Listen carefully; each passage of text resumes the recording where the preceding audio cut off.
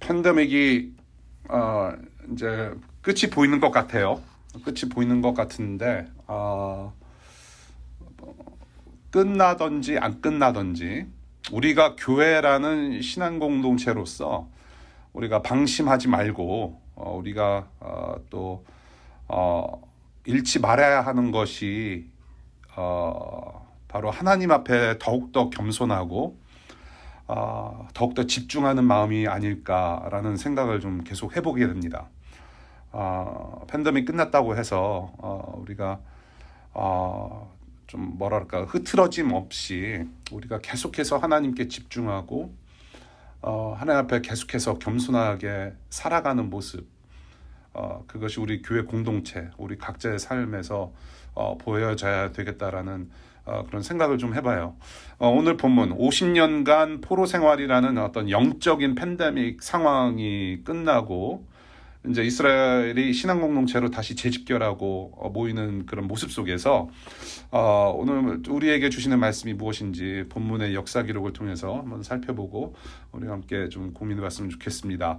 오늘 본문을 크게 두 가지로 나눠볼 수가 있어요. 첫 번째는 3장 1절부터 7절까지, 그리고 두 번째 파트는 8절부터 13절까지의 내용인데요. 첫 번째 3장 1절부터 7절까지 제사를 드리는 신앙 공동체의 모습을 봅니다. 제사 드리는, 제사로 하나님께 예배하는 신앙 공동체의 모습을 보게 됩니다. 바벨론의 포로로 잡혀갔던 이스라엘 백성들이 바벨론을 정복한 페르시아 고레스 왕의 명령으로 고향에 돌아옵니다. 그리고 고향에 돌아온 지 7개월 만에 드디어 예루살렘에 다시 제사로 예배하게 된 사건을 이 첫 번째 단락에서 증거하고 있습니다. 다시 예루살렘에서 제사 드리게 되었다. 단을 쌓고 제사했다라고 사건을 증거합니다. 이렇게 다시 모여서 제사하려고 하는데 3절을 보니까 고향 땅에 돌아와 보니 이미 거기 살던 사람들이 두려웠다라고 증언하고 있어요. 아무래도 이렇게 돌아온 귀향민들을 두렵게 하는 인물들이 도대체 누구일까 생각해 보면은 사장에서 성전을 재건하는데 방해하는 부류들이 있었어요. 사마리아인들. 아마 그 사마리아인들이 이렇게 두렵게 하고 힘들게 하고 텃세를 부린 것이 아니었을까라는 짐작을 해보게 됩니다. 마치 해방 직후에 일본 땅에서 혹은 만주 땅에서 돌아오는 동포들을 곱지 않은 시선으로 쳐다보고 경계도 하고 또 의심하는 분위기가 있었듯이 바벨론에 잡혀가서 이제 다시 고향으로 돌아오는 사람들에게 텃세도 부리고 의심의 눈초리로 쳐다보고 여러 가지 힘들게 하는 어떤 분위기가 있었다라는 것입니다. 그럼에도 불구하고 이 이스라엘 백성들은 제단 돌을 쌓고 예배를 시작합니다. 지난주에 이 조직적으로 세워진 이 신앙 공동체 안에 제사장의 권위에 힘이 많이 실려 있다라고 제가 말씀을 드렸죠. 고향으로 돌아온 후에 이 첫 번째 제사, 첫 예배 모임을 역시 오늘 본문을 보면 제사장 그룹이 주도하고 있음을 보게 됩니다. 그 제사, 하나님께 예배하고 하나님께 제사를 드리는데 이 사람들 마음대로 사람들이 마음대로 어떤 규칙과 어떤 의례를 정해서 드린 것이 아니라 본문을 보니 옛날과 같이 모세의 율법에 따라서 진행했다라고 증언합니다. 말씀에 따라서, 율법에 따라서 하나님의 사람 모세라고 표현합니다. 하나님을 마주했었던, 하나님의 영광을 체험했던, 직접 체험했던 그 민족의, 이스라엘 민족의 정신적 지도자, 영적인 지도자, 그 모세를 통해서 받은 율법의 말씀에 따라서 돌을 깎지 않고 그대로 쌓아서 율법의 말씀에 따라 각종 번제를 드리고 절기 예배를 드리고 제사를 드린다고 본문에서 증언을 해요. 말씀에 근거하여. 그리고 자발적으로 예물도 드립니다. 예물을 바치고 일꾼들에게 임금을 주면서, 삭스를 주면서 여러 장소에서 필요한 그 물건들을 공급을 받아서, 자원을 공급받아서 성전 지을 준비도 한다라고 오늘 첫 번째 단락에서 증거하고 있어요. 이렇게 제사를 시작하면서 하나님을 예배하기 시작하면서 여러 가지 풍성함도 채워지는 그런 신앙 공동체의 모습을 보게 됩니다. 두 번째 단락 8절부터 13절까지는 성전의 기초를 놓는 신앙 공동체의 모습을 봅니다. 성전의 기초, Foundation of the Temple, 성전의 기초를 쌓아 올려요. 솔로몬의 성전이 다 타고 없어졌습니다. 다 타고 없어진 솔로몬 성전터에 드디어 하나님의 성전을 다시 세우기 위한 기초 공사를 시작을 해요. 이 성전 공사도 역시 제사장 그룹이 주도하고 있음을 보게 되고요. 또한 제사장 그룹뿐만이 아니라 그 옆에 레위 지파 자손들이 월십 디파먼이라고 말씀드렸죠. 예배를 담당하는 레위 지파 자손들이 합세해서 현장 감독으로 세워집니다. 오늘 이 본문을 보니까 20살 이상의 레위 청년들을 지도자들로 세워요. 현장 감독으로. 예. 그러니까 여러분 저와 비슷한 나이가 되겠어요. 20살 이상이면은 아주 젊은 저와 같이 여러분들과 같이 젊은 층들이 현장 감독으로 섬겼다라는 얘기예요. 예, 참 감격스럽습니다. 그런데 민수기 4장을 보면요. 원래 이 성전을 짓고 이렇게 성전을 관리하는 나이층이 원래 30살이었어요. 30살. 예. 그리고 민수기 8장을 가보면은 그 제한 연령이 25살로 떨어져요. 그리고 오늘 본문을 보니까 이 민수기, 이 지금 상황을 지나서 바벨론 포로가 된 후, 그리고 바벨론 포로기를 지나서 돌아온 이스라엘 백성들, 그 중에 레위 지파가 이 성전, 이 현장 감독으로 섬길 수 있는 제한 나이가 20살로 또 떨어집니다. 30살에서 25살, 25살에서 20살로. 레위 지파가 계속해서 축소되는 상황을 좀 보는 것 같아요. 예. 레위 지파의 인구가 자꾸 이게 축소가 되기 때문에 섬길 수 있는 나이도 계속 떨어지는 것 같다라는 생각이 좀 들어요. 상황에 맞게 적정 나이를 조정하는 어떤 유연성을 좀 보게 되는 것 같고요. 또 하나는 뭐냐면 지금 20살이라고 했을 때에 바벨론 이전에 이스라엘의 영광을 체험하지 못한 세대였단 말이에요. 그 말은 뭐냐면 바벨론 땅, 즉 지금은 페르시아 땅이죠. 페르시아 땅에서 태어난 2세들에게도 감독권을 부여하는 어떤 포용이 좀 특이하다는 말이에요. 포용했단 말이에요. 2세들까지도. 우리 지금 샬롯이 예배하고 있고 세리가 예배하고 있어요. 우리 2세들. 포용해서 같이 하나님을 섬겼다라는 것이죠. 2세들이. 청년들이. 이렇게 여러 부류가 성전의 기초를 만듭니다. 그리고 그 기초를 쌓은 후에 모든 백성들이 소리 높여서 찬양하고 감사하고 셀러브레이션을 했다고 증언하고 있어요. 성전을 다 만든 것도 아니에요. 다 만든 것도 아니에요. 기초만 만들었음에도 불구하고 그들은 그토록 기뻐합니다. 이 광경을 본문에서 보니까 두 가지 모습으로 증언을 해요. 통곡과 환성을 질렀다. 통곡하기도 하고 환성을 질렀다. 이전에 바벨론으로 포로로 잡혀가기 전에 그 솔로몬 성전과 그 하나님의 영광을 체험했던 경험했던 1세들에게는 다시 성전을 보게 되는 어떤 감격의 통곡을 했을 것 같아요. 물론 너무나도 초라해서 마음 아파서 그 이전의 영광이 보이질 않아서 마음 아픔도 있었겠지만은 어떤 감격으로 인한 통곡이 아니었을까 싶어요. 네. 그리고 1세들의 경험이 전혀 없는 2세들과 3세들 청년들에게는 정말로 환성을 지를 만큼 또 기뻐한 것을 우리가 좀 추론할 수 있을 것 같아요. 예. 통곡하면서 감격하고 또한 기뻐하는 그런 셀러브레이션의 모습. 예. 저도 이것을 좀 가끔씩 체험을 해요. 예. 그 재작년에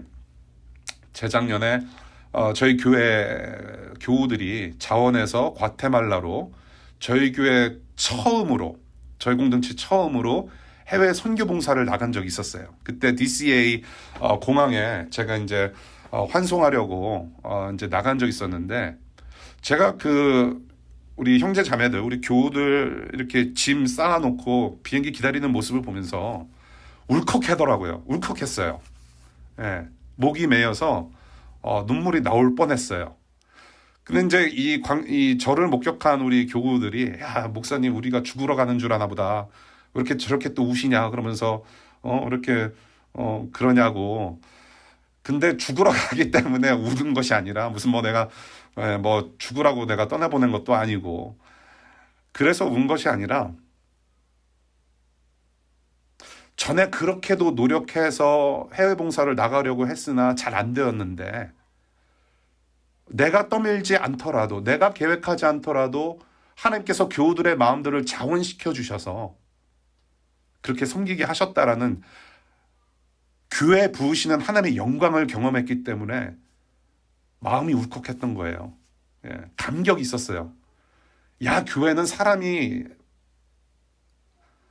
만들어가는 것이 아니라 하나님께서 만들어 가시고 하나님께서 움직이시는 것이 교회구나. 전에 그렇게 노력했던 것이 이제는 하나님께서 여러 사람들을 섬기는 마음을 주셔서, 여러 사람들에게 자원하는 마음을 주셔서 이렇게 기쁘게 길을 떠나는 모습, 교회의 영광을 받기 때문에 그래요. 저는 그러한 영광을 우리 다 같이 좀 경험했으면 좋겠어요. 예. 지금 50년간 포로 생활하다가 다시 돌아오면서 그 1세들에게는 그런 감격이 있었단 말이죠. 다시금 하나님의 영광을 회복할 수 있는, 볼 수 있는 그런 마음의 울컥함들이 터져 나왔다라는 것이죠. 2세들과 3세들과 함께 기뻐하는 셀러브레이션. 그런데 이러한 통곡과 함성이 구별될 수 없을 정도로 멀리까지 들렸다라고 증언합니다. 여러분들 생각해 보십시오.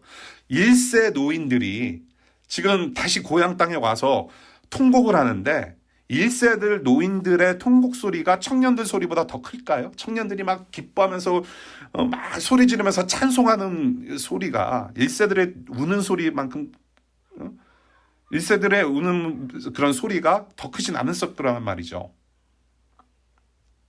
그만큼 엄청난 축제가 벌어지고 있었다는 것이죠. 예. Celebration. 포로 생활을 마친 직후에 이렇게 감격했다라는 얘기는 없어요. 예. 1장부터 자세히 들여다보시면은 이렇게 감격스러운 이렇게 기뻐했다라는 증언이 없었어요. 그런데 이제 성전 건축이 시작이 되고 나니까 감격의 축제가 진행된다라고 증언하고 있죠. 예.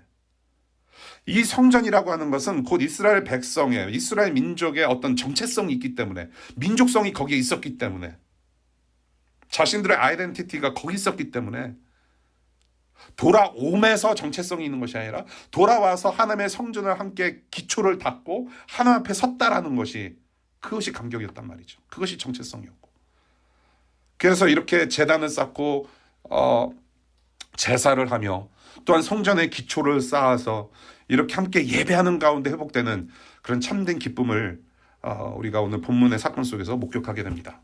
예. 본문 내용을 이렇게 크게 두 가지로 우리가 잠시 봤는데요. 이 지금 본문 사건, 예레미야서 33장 11절의 말씀이, 예언의 말씀이 그대로 이루어진 것이라고 보여집니다. 제가 읽어볼게요. 예레미야서 33장 11절. 환호하며 기뻐하는 소리와 신랑 신부가 즐거워하는 소리와 감사의 찬양 소리가 들릴 것이다. 주의 성전에서 감사의 제물을 바치는 사람들이 이렇게 찬양할 것이다. 너희는 만군의 주님께 감사하여라. 진실로 주님은 선하시며 진실로 그의 인자하심 영원히 변함이 없다. 내가 이 땅의 포로들을 돌아오게 하여 다시 옛날과 같이 회복시켜 놓겠다. 나 주의 말이다. 지금 이 예언의 말씀이 그대로 에스라서 3장에 지금 쫙 펼쳐지고 있는 것입니다. 이렇게 회복이 되었어요. 이렇게 회복이 되었는데 전보다도 더 새롭게 하셨음을 오늘 본문에서 보게 돼요. 새로워졌어요, 뭔가. 어떻게 새로워졌는가? 바로 마음을 다하는 하나의 몸으로서 하나님을 섬겼다라고 증언합니다. 마음을 다하는 하나의 몸으로 하나님을 섬겼음을 보게 돼요.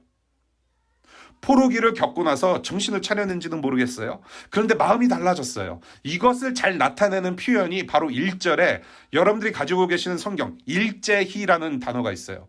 근데 일제히라는 단어 다 같이 마음으로 함께 라는 그 단어죠. 일제히 하나님을 섬겼다.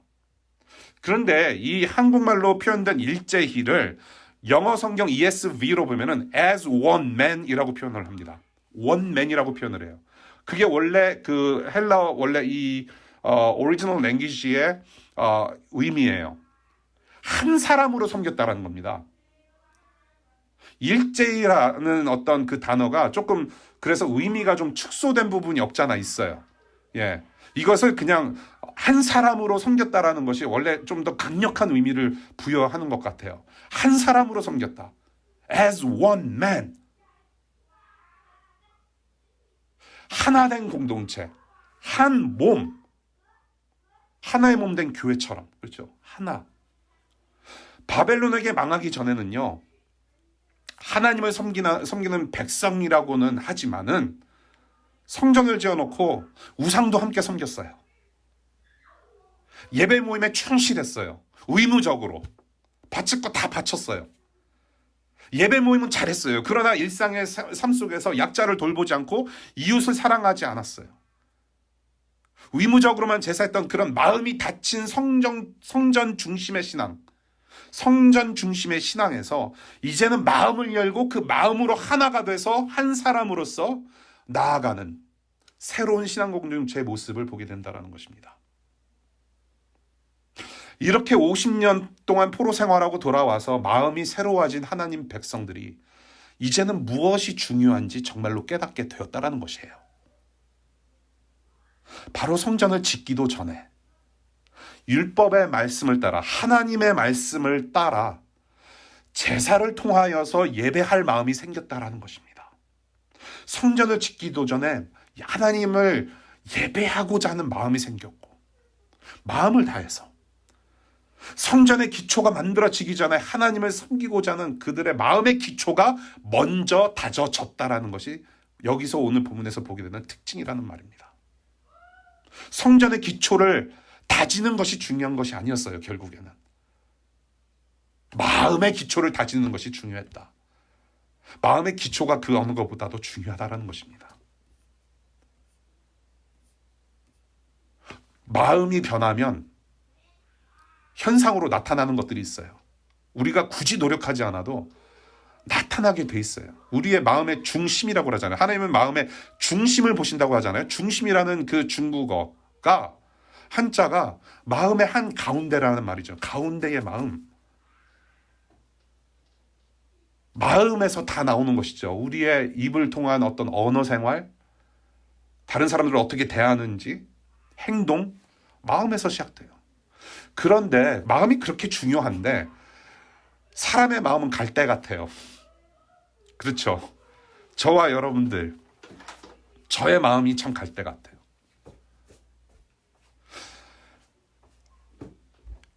이 마음, 이스라엘 신앙 공동체는 훗날 실패가 계속돼요. 에스라서 3장에서 끝났으면 좋겠어요. 정말로. 그런데 그 뒤에 여러분들 말씀, 성경 말씀을 기록된 말씀을 우리가 쭉 보면 이 말씀이 많은 이유가 뭐냐면은 사람들이 계속 실패하기 때문에 그래요. 그래서 결국에는 예수가 필요하기 때문에 그래요. 오늘 본문은 사실 굉장히 셀러브레이션이 가득한 어떤 모습이기도 하지만은 동시에 이것은 아직 미완성의 모습일 수밖에 없다는 것을 우리가 좀 인지할 필요가 있죠. 미완성의 모습이에요. 그리고 지지난주에 제가 에스라서는 해피엔딩이 아니라 좀 찝찝하게 말씀이 끝난다라고 제가 살짝 언급해드린 적이 있어요. 그다지 해피엔딩으로 끝나지 않아요. 여전히 실패의 맛을 보여주고 에스라서가 끝나버려요. 저와 여러분들도 신앙생활을 하면서 흔들리는 부분이 있죠. 없을 수가 없어요. 아직 미완성의 삶을 살아가요. 우리의 완성되는 어떤 온전한 모습은 예수께서 다시 오시는 날, 하나님의 나라가 완성되는 날 우리의 모습은 온전하게 변해요. 근데 그날까지는 아직 미완성의 모습으로서 우리가 성화의 길을 가고 있다라고 하는 거죠. 미완성일지라도 그러나 우리는 점점 더 나은 사람으로 예수님을 닮아가는 구원의 완성으로 이르는 가요. 그 구원의 여정으로 가는 길을 우리는 믿음으로 살아간다라고 표현하는 것이에요. 믿음으로 살아가요. 그런데 이렇게 믿음으로 살아가면서 또 믿음으로 살아가는 것 같으면서 우리가 신앙으로 내 믿음으로 쌓았다라고 생각했던 어떤 2층과 3층이 혹은 4층과 5층이 흔들릴 때가 있어요. 마음이 흔들릴 때가 있어요.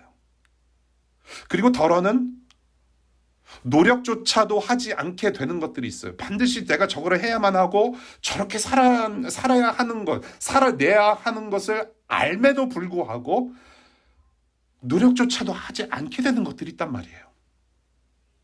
지식적으로는 알겠는데, 이론적으로는 알겠는데, 띠리로는 알겠는데 몸이 안 따라가요. 마음이 안 따라간단 말이에요. 그럴 마음이 없었던 것들 되돌이켜 보면 어쩌면 저와 여러분들은 아직도 기초가 탄탄하지 않기 때문이 아닐까.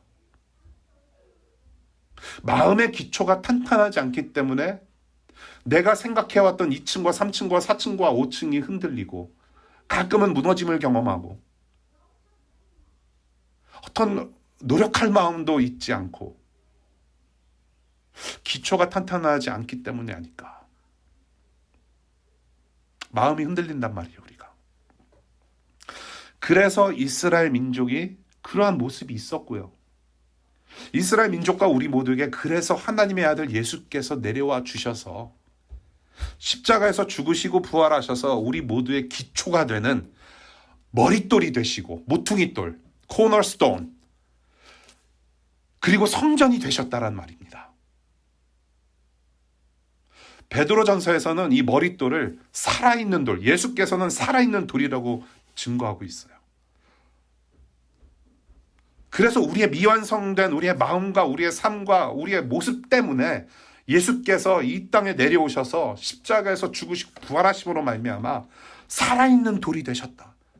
우리가 언제든지 기댈 수 있는 살아있는 돌, 머릿돌, 파운데이션이 되셨고, 그리고 우리의 성전이 되셨다. 무너지지 않는, 불태워지지 않는 성전이 되셨다. 이를 증명하는 구절을 우리가 두 구절을 보겠습니다. 사도행전 4장과 요한복음 2장의 말씀을 우리 파워포인트로 우리 함께 읽도록 하겠습니다. 파워포인트 보이시죠? 보이시죠? 우리 사도행전 4장 11절 크게 읽겠습니다. 시작. 이 예수는 너희들 집 짓는 사람들에게는 버림받은 돌이지만 집 모퉁이의 머릿돌이 되신 분입니다. 기초예요. 머릿돌은 코너스톤, 캡스톤, 기초라는 말이에요. 두 번째, 요한복음 2장 19절과 21절의 말씀입니다. 다 같이 시작. 예수께서 그들에게 말씀하셨다. 이 성전을 허물어라. 그러면 내가 사흘 만에 다시 세우겠다. 예수께서 성전이라고 하신 것은 자기 몸을 두고 하신 말씀이다. 지금 눈에 보는 이 성전, 화려한 성전 앞에서, 거대하고 영광스러운 성전 앞에서 예수께서 말씀하셨어요. 이 성전 허물어 봐라. 내가 사흘 만에 다시 세우겠다. 사흘 만에 다시 세우겠다라는 것은 다시 기초 공사를 하고 뼈다를 세워서 정말로 공사하시겠다라는 것이 아니라 예수님의 자신의 죽음, 죽으시고 나서 사흘 만에 다시 부활하신 그 몸을 가리켜서 성전이라고 하는 것이죠.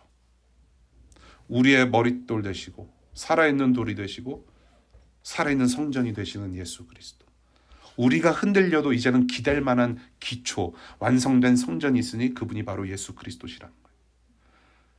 그 성전은 이제는 사람들의 어떤 미완성된 마음으로 혹은 땀이 아니라 이제는 피비린내 나는 죽음과 그 죽음을 죽여버리는 부활 생명으로 세워진 성전인 것이죠. 바로 예수 그리스도. 이제는 저와 여러분들이 성전을 섬기는 것이 아니라 예수께서 우리를 교회라는 한 몸으로 품으시는 우리를 섬기는 성전이 되셨어요. 사람이 성전을 섬기는 것이 아니라 이제는 성전이신 예수께서 우리를 섬기세요. 마음이 새롭게 된 그런 하나된 공동체의 현상을 오늘 본문에서 4가지를 이제 볼 텐데요.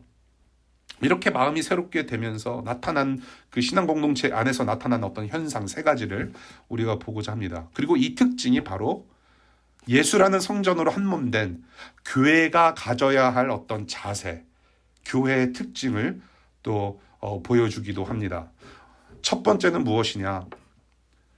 사람을 장애물로 여기지 않고 섬겼다라는 것입니다. 사람을 장애물로 여기지 않고 섬겼다라는 것입니다. 타향살이를 하면서 고통들이 많았을 거예요. 어려움들이 있었어요. 그래서 이제는 고향 땅에 돌아오니까 끝인가 싶더니 고향에 돌아와서도 그 고향 땅에 살았던 사람들, 현지인들 너무나도 두려웠어요. 그들의 곱지 않은 시선, 따돌림으로 생긴 어떤 소외감 등으로 마음이 너무 쉽지 않았어요. 하나님을 예배하는 것이 쉽지 않았었을 거예요. 그럼에도 불구하고 그러한 두려움이 하나님을 섬기고자 하는 예배의 마음에 장애물이 되지 않았다라는 것. 누구와 함께? 노인들과 청년들이 1세와 2세, 3세가 함께 어우러져서 하나님을 섬기게 되었다. 솔로몬 성전을 경험한 세대와 그렇지 않은 세대 간에 신앙적으로 어떤 분명한 차이도 있었을 것이에요. 그럼에도 불구하고 그것을 장애물로 여기지 아니하고 하나 되어 섬겨요. 우리에게 힘들게 하는 그 현지인들 두려웠어요. 1, 2, 3 세대가 같이 모여서 있는데 여러 가지 문화적 차이, 영적인 어떤 차이점들이 있었을 거예요. 그런 갭들이 장애물이 안 되었다라는 거.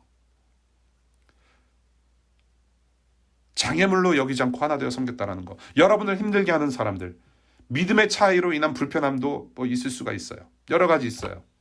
예. 교회 안이나 밖이나 저와 여러분들의 신앙을 흔들려고 하는 여러 장애물들이 있을 수가 있어요. stumbling block, obstacle. 여러 가지 상황이 있을 수 있어요. 그러나 주님은 우리를 장애물이 아니라 자기의 사랑으로 삼으셨어요. 우리 예수 그리스도는 한참 떨어져 있는 영적으로는 이미 죽어 있는 저와 여러분들을 장애물로 여기지 아니하시고 그분의 사랑으로 삼으셨어요. 그것이 복음이죠. 복음은 장애물이 장애물 아닌 것이 되고 극복할 수 있게 만드는 것이 복음이에요. 그 어느 장애물보다 하나님의 크심을 알고 집중하는 마음, 그러한 믿음이 있으시기를 바랍니다. 그것이 첫 번째 특징, 현상이에요. 사람을 장애물로 여기지 않고 섬깁니다. 두 번째, 초라함 속에서도 있는 그대로 섬깁니다. 자, 우리 예배에 집중합시다, 여러분. 예, 말씀에 집중합시다. 초라함 속에서도 있는 그대로 섬겼어요. 예전에 화려했던 이스라엘의 모습은 이제 없어요. 다 타버린, 폐허를 뒤집어서 새롭게 단을 쌓고 성전을 짓는데 정말로 초라하게 그지 없어요. 사람 수도 옛날 같지 않아요. 규모도 옛날 같지 않아요. 그러나 부족함 없이 하나님께서 인적으로, 물질적으로 다 채워주시니 모든 것이 가능했고요. 현재 있는 환경에서 할 수 있는 만큼 이 사람들은 최선을 다했다고 보는 거예요. 비록 보잘것없이 초라했지만은, 비록 다 갖춘 것은 아니었지만은 마음을 다해서 예배하며 하나님을 섬겼고, 그것이 통곡이 되었던지 함성으로 부르는 노래가 되었던지 모두가 마음을 쏟아내는 예배의 기쁨을 누렸다는 것입니다. 있는 것 가지고 우리가 하나님을 사랑하며 섬기는 예배의 삶에 합당한 처지, 하나님을 예배함에 있어서, 하나님을 섬김에 있어서 정말로 합당한 환경이 무엇일까요, 여러분? 좀 더 높은 학위가 있으면 예배가 더 잘 되나요?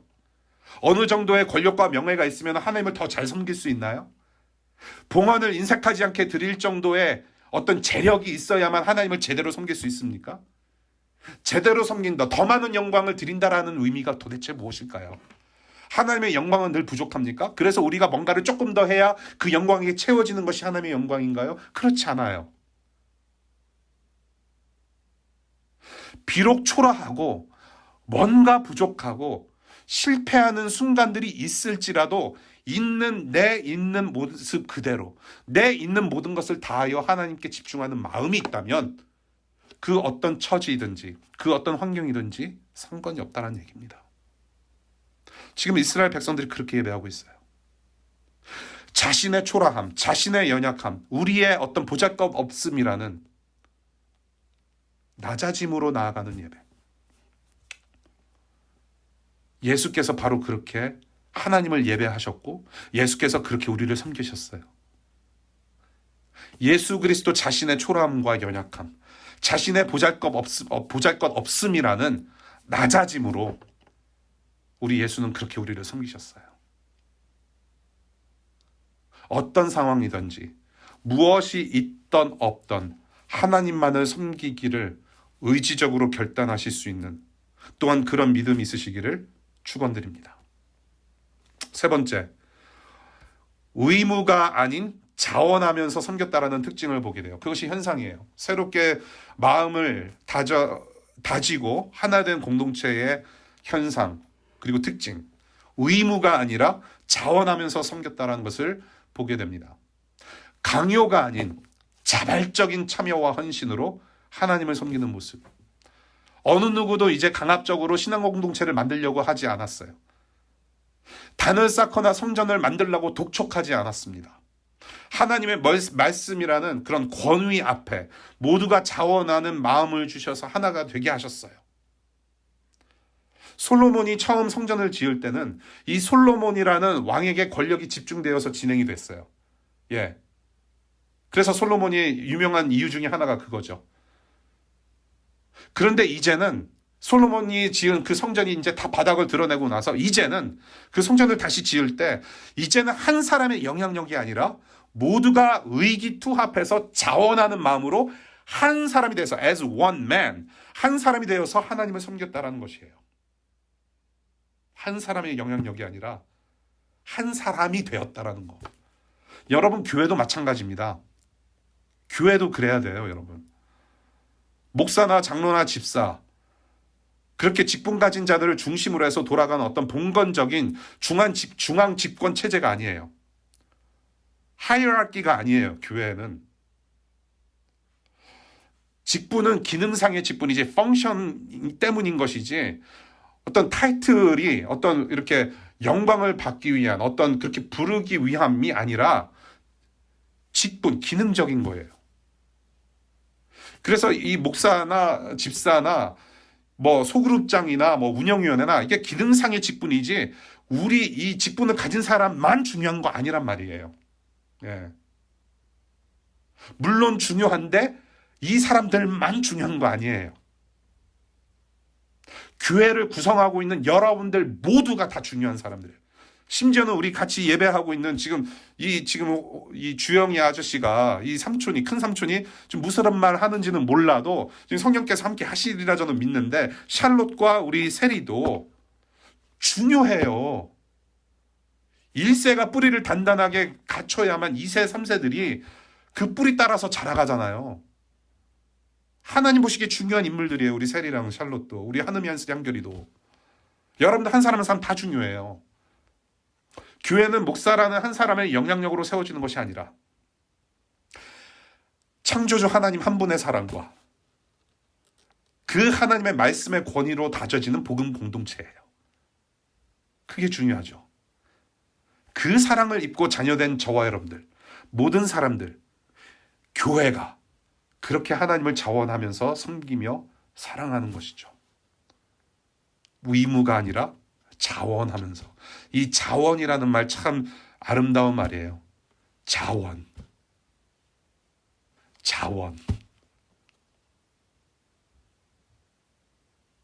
의무가 아니라 하나님을 사랑하는 자원하는 순종으로 저와 여러분들을 모두 가족으로 그리고 친구로 삼아주시고 섬겨주신 분이 바로 예수 그리스도세요.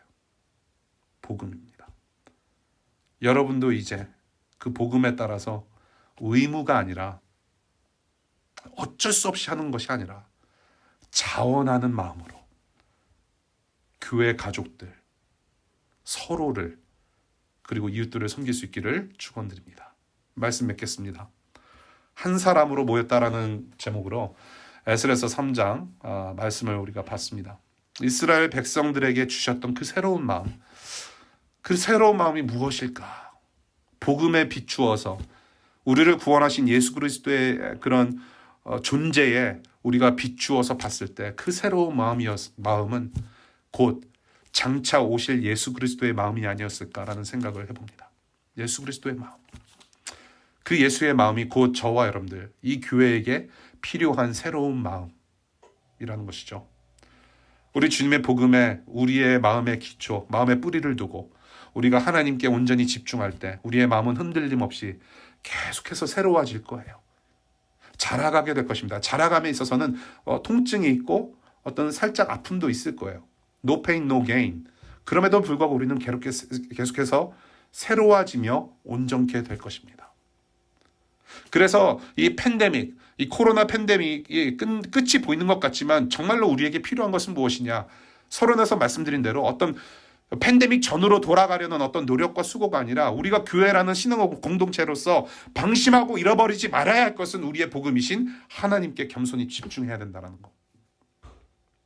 마음의 기초와 마음의 뿌리를 계속해서 탄탄히 하는 것. 그것이 정말로 우리에게 필요한 것이죠. 예수 그리스도의 마음. 그것이 우리 각자에게 심겨져서 잘할 수 있기를 바라요. 우리 집 뒤에, 저희 집 뒤에 새로 집을 져요. 이 옛날 집을 싹 다 그냥 허물고 바닥까지 다 긁어내더라고요. 예. 웬만해서는 기초는 거의 안 건드립니다. 새로 집을 지을 때 기초 콘크리트는 안 건드리고 그에 지을 수도 있어요. 예. 그런데 이 뒷집 같은 경우에는 밑에 콘크리트까지 다 바닥을 다 긁어내서 새롭게 다시 져요. 기초 작업이 그런데 꽤 오래 걸렸어요. 예. 그래서 제가 사진으로 계속 찍어 놓고 있어요. 일주일에 한 번씩 2주에 한 번씩 뭔가 새로워질 때. 근데 그 기초 공사가 굉장히 오래 걸렸어요. 막 걸러내고 땅을 고르고 막 그냥 아침 7시부터 막 그냥 쿵쿵거리고 그래서 애들이 그때 깨요. 그냥 7시에. 내 father's beam 이러면서 징징거리면서 그냥 일어나요. 기초 작업이 그만큼 중요하다는 것입니다.